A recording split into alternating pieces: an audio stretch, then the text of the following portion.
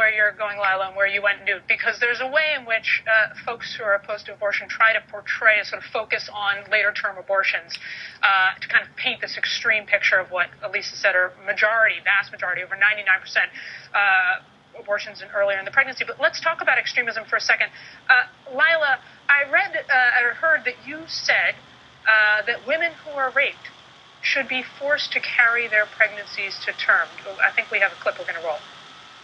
And they're going to say, wow, that was a redemptive part of this suffering. That was something that helped to redeem it. But abortion adds more violence to that violent act of rape.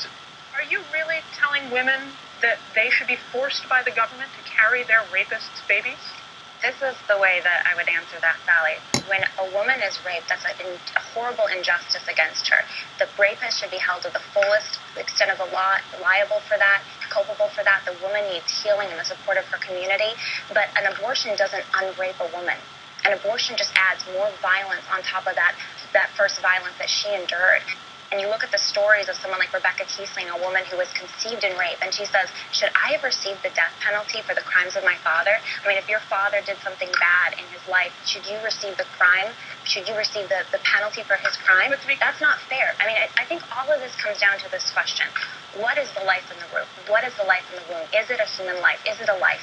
Science. But Lila, you are saying specifically... So we should recognize the human rights of this whole group of people that we've denied rights for, and so we're dismembering them, we're poisoning them, we're ripping them apart. You mentioned, Sally, late-term abortion. I want to address that real quick.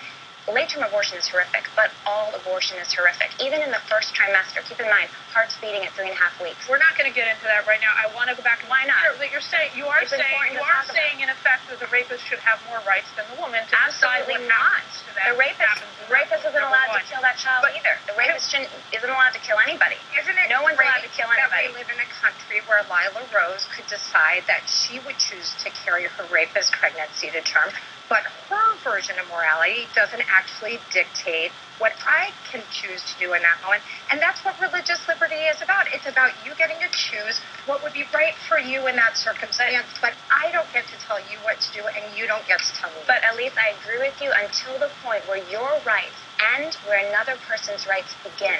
And there is another life in the womb. When you conceive, you now have a person inside of you. This is a beautiful thing, but this is the question.